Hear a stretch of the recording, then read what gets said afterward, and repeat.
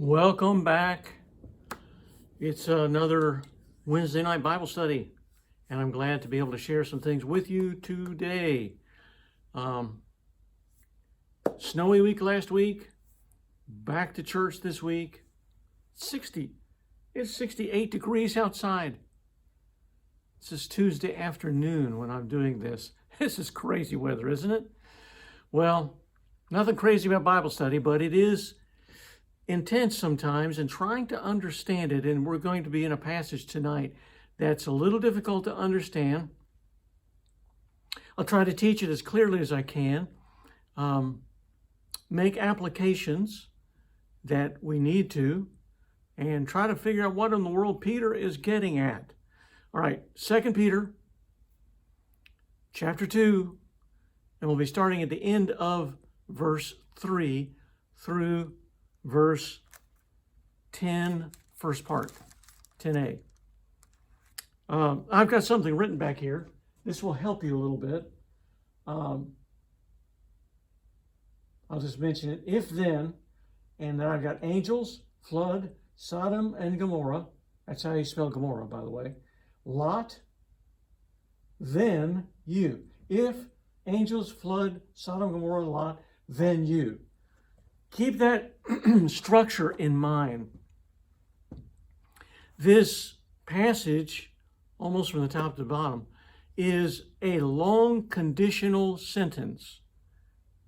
Conditional sentence, if this, then that. That's the condition. You know, we do it today. If you eat less, then you will lose weight. How's that for an if-then conditional clause? You know? But that's what this is, a conditional clause. Now remember, back up just a little bit. Remember that the reason for the letter has to do with false teaching. He's been finally getting to that in the last few weeks. The false teachers that are there, that are teaching heresy, false things. And the biggest heresy that they're teaching is about who we are as believers and what is judgment, what is the end of life. Their understanding of end of life is you die, spirit is saved, it's released from this prison of a body, and it goes to be with God. We're all done with it. That's it.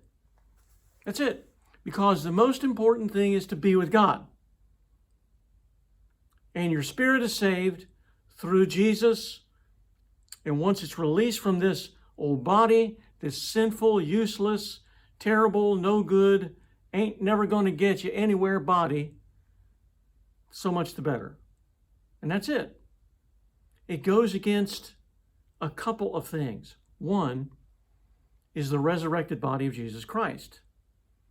See, I don't know how they explain that away. Maybe they said that resurrected body of Jesus was a figment of their projection of God. Let's put it that way. It wasn't real. It wasn't real. Problems with that, some real problems with that, right? Problems are Jesus talks to, he walks through walls, which that would say, well, he's a ghost. But then he says, this is not a ghost. This is a man. And to prove it, he eats with them. He said, this is not a ghost in your presence. I wish I could remember exactly what it says in Luke. You can find it, but this is a flesh and not as a ghost. And also he tells to Thomas, come and what? Put your fingers into my hands, into my side. You can feel my body. And also Jesus says, I'm coming back. And the teachings that we understand from Paul and others is that we are going to have a glorified body. We do not know what it will be, but when we see him, we will be just like he is. So the teaching in the New Testament, and we'll see in the Old Testament, implied, is that we will have a body. But that's not what these false teachers are teaching. If we have a body and if there is a judgment, then it matters how we live now in the flesh. We don't live in the flesh. We live dominated not by the flesh, but by the Spirit. But we are living in this old body. And what we do and how we live tells us something about how we recognize the coming judgment of God through Jesus Christ. It also speaks to the world of how we should live and how transformative the Holy Spirit is in our lives, so that the Spirit dominates and we are changed now, and at the end of time we will have a body. It will be physical, redeemed, yes, but it will be physical. You will be walking, you will be hugging, you will be eating.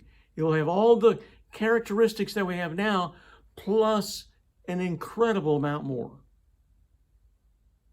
But we are not unbound spirits floating from cloud to cloud, playing harps in the presence of God, and whoopee, we're having a great time. No. There is, I believe, something now that is not the body, but it is some kind of solid being of sorts that is in the presence of Jesus, in the presence of God, experiencing the fellowship of the fellow believers, of family. But that's not the end. The end is in Revelation, when we are united with our redeemed body, and that is the end of our redemptive process, so that we'll forever be in the presence of God. That's what we believe. That's not what they were teaching. And it was destructive. The teaching, the heresy was destructive. There were a number of Christians that were latching on to this bad teaching and probably said, well, this is great. I can have it both ways. I can do whatever I want to now in the flesh, because my spirit will be released from the flesh. I will have nothing to do with this. All of this is done away with. The spirit is released as with God, and I'll have it. I can do whatever I want to, because later on I'll be with God. Boom. Easy. Nice. Wrong. And it was causing great problems in a very sin-saturated secular society. How's that for a good alliteration? Yeah.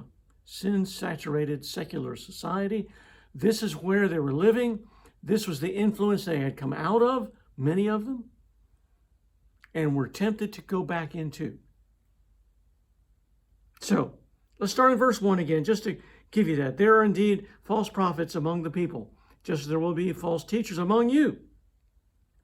They'll bring in destructive heresies, even denying the master who bought them, and will bring swift destruction on themselves.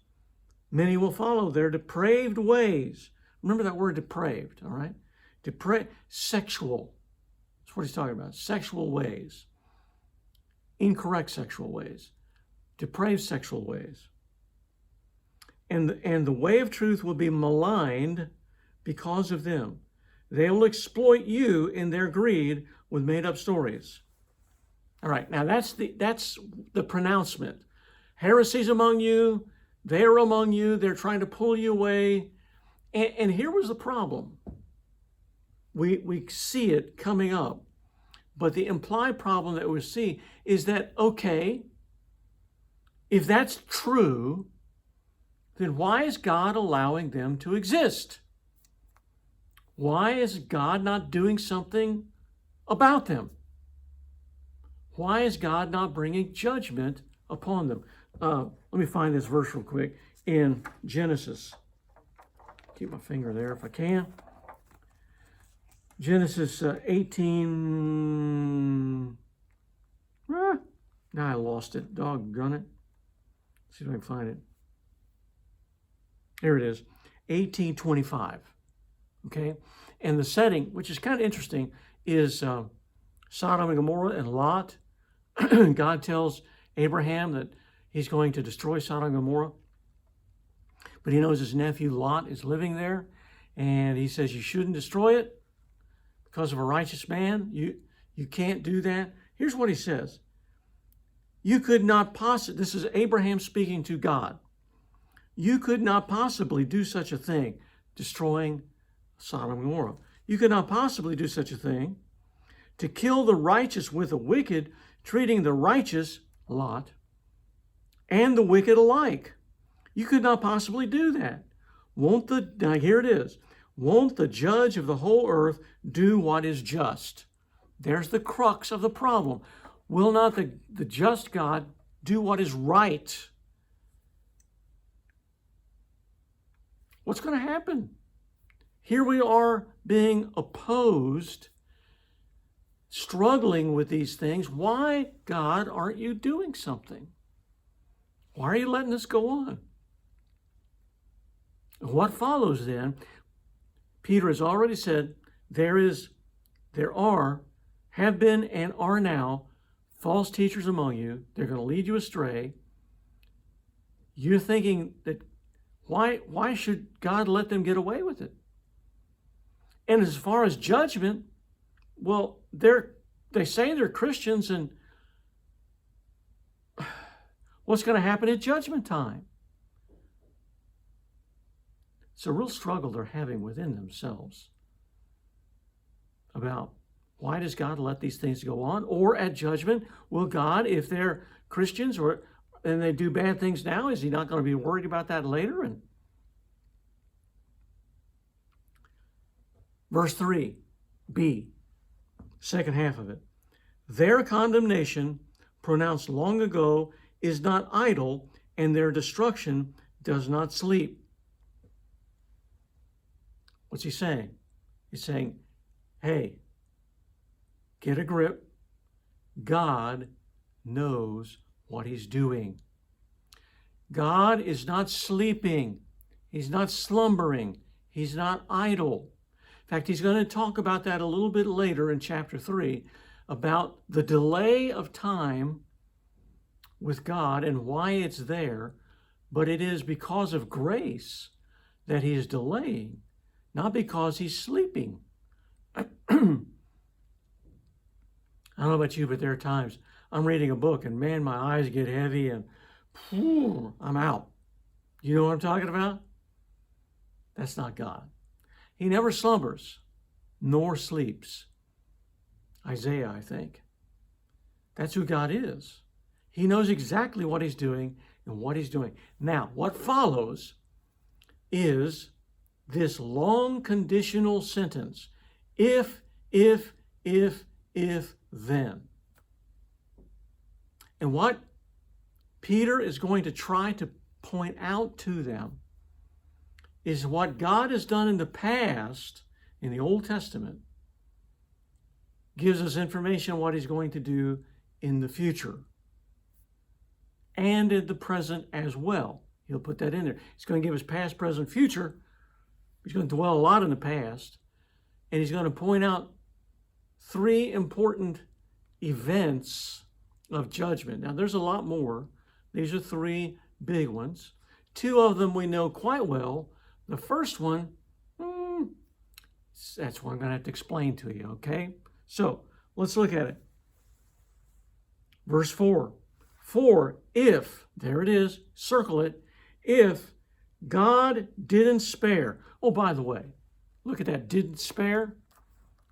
Verse 4, turn over to, see if I can find it here.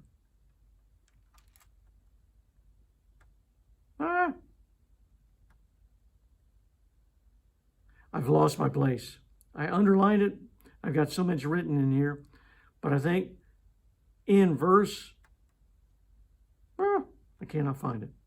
But later on we'll find it. Same words came up, didn't spare. Didn't spare, okay. It's kind of a way of parenthetically putting these 2 together. He didn't spare, didn't spare. All right, here we go. Let's look at it. If God didn't spare the angels who sinned, but cast them into hell and delivered them in the chains of utter darkness to be kept for judgment. All right. So here's the first if. What is he talking about? Well, a couple of things. He could be talking about what Isaiah and Ezekiel talk about when Satan fell. We don't have, it's one of those things we don't have clarity on, complete clarity. But we know that Satan rebelled, and there was a bunch of angels that rebelled with him, and they were thrown out of heaven. Maybe that's what he's talking about. Most of the people that I looked at said no. That is a possibility, but probably not. And I'll tell you why in just a second. Probably what he is referring to is Genesis chapter 6. Genesis chapter 6.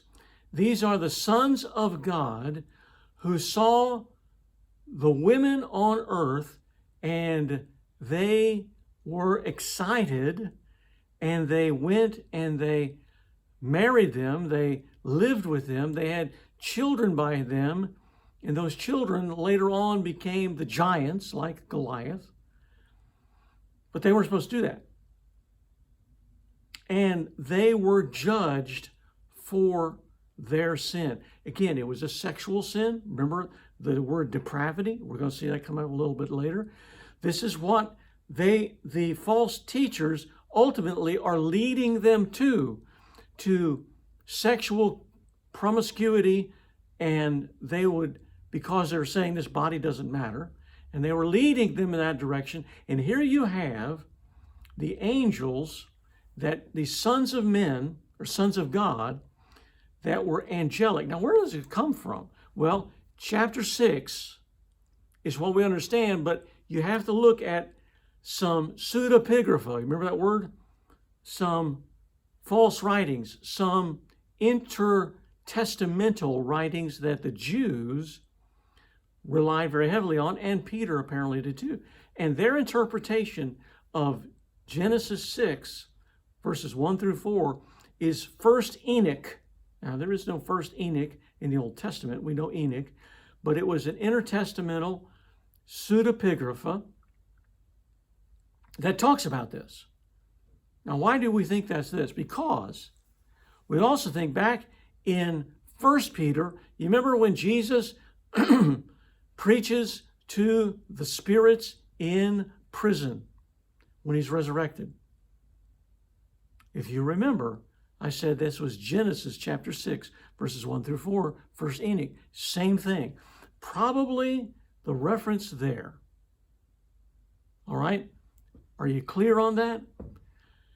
It's interesting that we have this in here, but most people believe that's what he's talking about. And what it says is he judged them, cast them into hell. Now, here's another strange thing here in 2 Peter.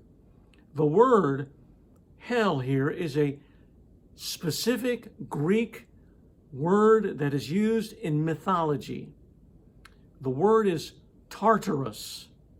If you know anything about mythology, Tartarus was a place for the spirits of those that were damned to live they would live forever actually there. They were condemned. But here, Peter is looking at it as a holding place. It may be similar to what's going on now. When people die outside of Christ, what happens to them? We believe that they go to a place that is not hell, but is hellish. Why is it not hell? Because hell is the final place in Revelation where those who are judged in the great judgment and their names, excuse me, got a tickle. Their names are not written in the Lamb's Book of Life, and then they are cast in a place that was made for the devils and Satan. And they're going there. That is hell. This is a place that is hellish, a place of torment. And he's saying that's where these angels are. Again, it's difficult to know the language because it says they're delivered in chains and in utter darkness. Are they there? Are those chains Here's the question. Are they metaphorical, or are they real chains? We don't know. This is a difficult little passage. Does it mean that he has them under their control and they cannot do all that they would like to do? Or are they absolutely in darkness and we don't know? We simply don't know. He is making a point. It doesn't change the point that he's making. The point is, if, and you keep this in mind, if the angels have been judged, and they have been, all right, if God knows that, remember the question is, what about judgment? Well, he's already judged these angels, all right? And he's kept them for judgment. It sounds a lot like what we believe to be where the souls of those who are outside of Christ and have never trusted him, they're being kept for judgment. All right. Second one, verse 5. Second, if. So first of all, if the angels of sin have been cast into Tartarus, and verse 5, if he didn't spare the ancient world. Second, if. What ancient world? The ancient world, but protected Noah, a preacher of the righteous, and 7 others, when he brought, get the page turn, when he brought them out of the world of the ungodly. The ancient world he's talking about is the world pre-flood, pre-Noah. What happened in the ancient world? God judged the ancient world. And he said, you will be destroyed. So if he judged the angels, and the second one, if he judged the pre-flood world and was just in taking care of Noah and 7 others. Who were 7 others? His wife, his 3 sons, and their 3 wives. There's 7 more. Similar again, if you remember back to 1 Peter 3, he talks about the 8. That was Noah and his wife, 3 sons, 3 daughters-in-law, and there you have it. Same thing here. Now, one thing I neglected to mention, he's kind of making a comparison contrast. He took the angels who were disobedient, who became the sons of God, who did what they were not supposed to do, disobedient, and judged them. But those who were not disobedient, he did not judge them, or he judged them well, all right, protected them. And now the same thing. He takes the world that is anti-God, the ancient world, and destroys them. But what does he do? He protects Noah and those who were righteous, a preacher of righteousness. Now I want you to know something. It doesn't say he was righteous. It said he was a preacher of righteousness. It's one of those places we kind of infer that during this time that the gospel, the pre-gospel, the love of God gospel, the warning against the coming judgment gospel was being preached in these 120 years that Noah was building the ark. Now, we don't see it in the Old Testament, but we infer it here from Peter, that he's preaching to them, to the world of the ungodly. So here we have the ungodly and the righteous. And by the way, why was he righteous? Noah found what? Grace in the eyes of the Lord. He found grace. How did he find grace? Through faith. Same way that we do today. Now, obviously Jesus was not crucified at the time, but God makes a promise and a way to escape judgment, and he believes the promise.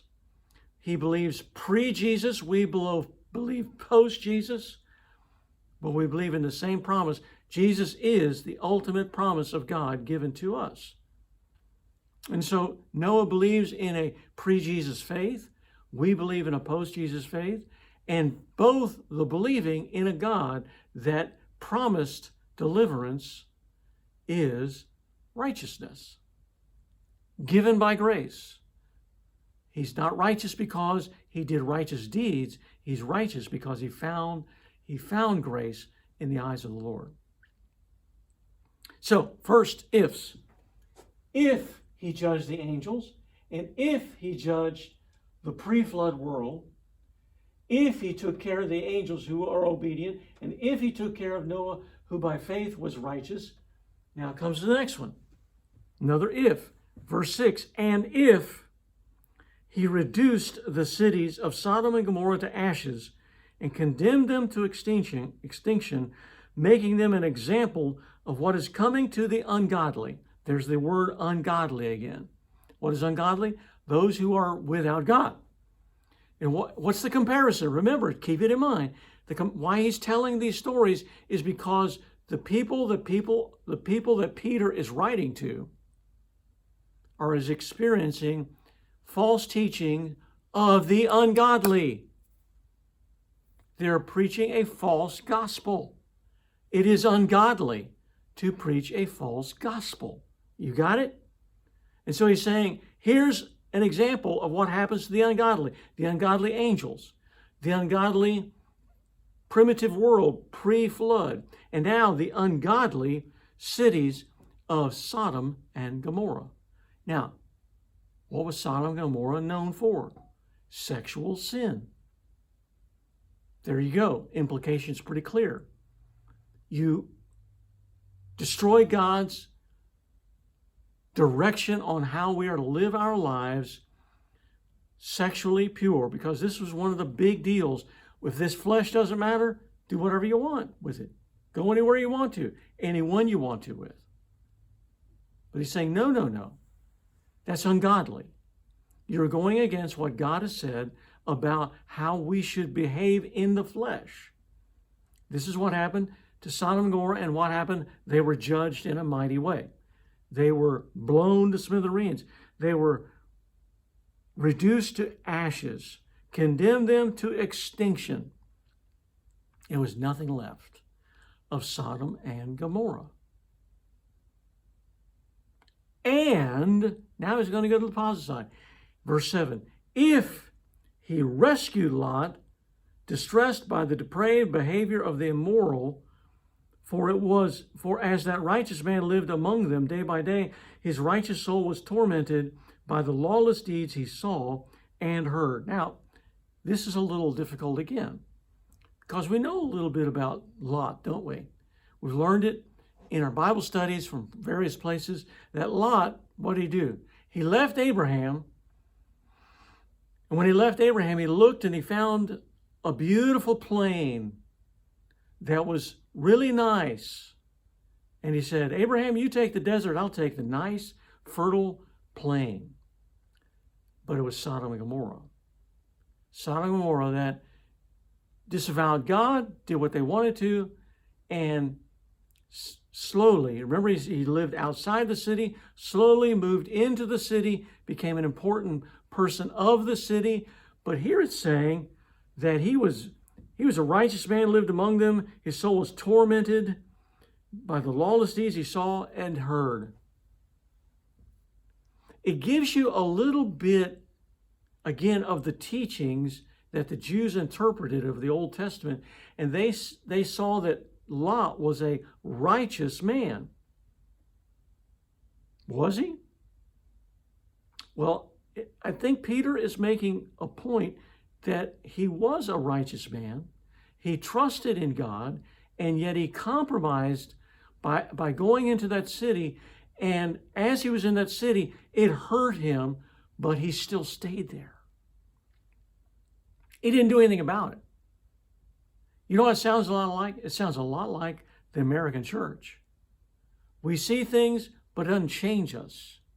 That doesn't mean that we become mean and angry and vengeful, but we don't invite sin into our homes. I know I can be guilty of it. It is so easy to turn on the tube and invite the world into my living room. You know what I'm saying? All the language, all the visual things, all of the things of this world that are anti-God, and just give it a pass. Now, I feel bad about it. I don't follow it. I don't do those things. But I allow it to be a part of my life. You know what I'm talking about? Let's be honest, okay? Let's get real.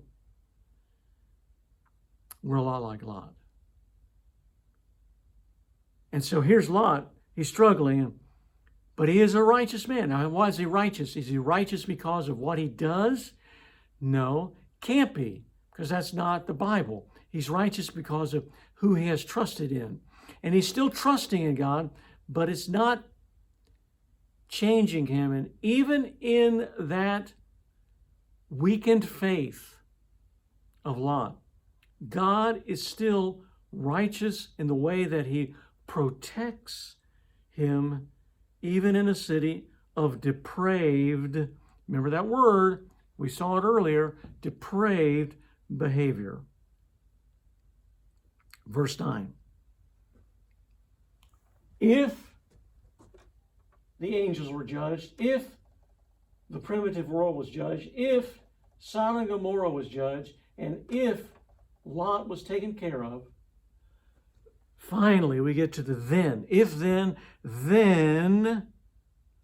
the Lord knows how to rescue the godly from their trials. And that was, I think that was the sparing. That was the sparing. He knows how to spare you, how to rescue you. That's the same word. I knew I'd figure it out. Then the Lord knows how to spare the godly or rescue the godly from trials, or better, out of trials, to keep the unrighteous under punishment for the day of judgment, especially those who follow the polluting desires of the flesh and despise authority. All right. If, then the Lord knows how to rescue you, the godly. Not from trials. The word is better, I think, translated out of trials. Because you can say, well, God's going to keep me from every trial and temptation. I don't have to experience them. You know, that's not true. Peter's already talked about this. James talks about it. Paul talks about it. All the hard things are there so that we can grow. We can grow in our faith. God allows hard things to happen so that he can show his grace and we can grow as a result. He takes the trials and we grow out of them, not protected from them. But also, on the flip side, those who are unwilling to trust God, the unrighteous, he keeps them. He keeps those who are righteous in those trials, and he protects us and he grows us. But those who are unrighteous and will not trust, he keeps them for later judgment, for the day of judgment. Could be that he's right now keeping them and ready for judgment. Could also mean that when they die in unrighteousness, that he keeps them kind of like in that holding area, that hellish place, holding them for judgment. Judgment is going to happen. That's the day of judgment. Peter is saying, guys, what they're telling you is wrong. It is going to come. Therefore, be aware of it. Trust in the Lord and let the Spirit of God change your heart and your behavior. And then he says in the first part of verse 10, especially those who follow the polluting desires. What does that mean? Again, it's a sexual thing. The polluting, it's the thing that gets in us and changes us. It's the sexual desires around us, and who despise authority, Who despises authority? Those who do not want to or recognize the authority of God and the authority that is given to others through God. So they say, we're our own. What does it sound like? Adam and Eve. We despise authority. We don't want it to be. We want to be our own God. That's exactly what's going on. If, then. That's the whole conclusion that he wants. He's saying, guys, God was faithful in the past. No one's gotten away with anything. He can be trusted to be faithful in the present, even though it looks like it. They're not getting away with anything. And in the future, there is a day of judgment yet to come. They will eternally never get away with it. I want you to stay close in the faith because God is faithful in his judgments and will not let you go. All right. Does that make sense? It's a very interesting passage. Got any questions? Text me, call me, email me. I'll be happy to try to figure out what in the world's going on. But I hope that this is an encouragement to you to stay and remain faithful and work hard against the temptations that so easily pull us aside, because we know that he is faithful and just now and faithful and just to come. If he was, he is, he will be. All right? Thanks for watching. Have a great day.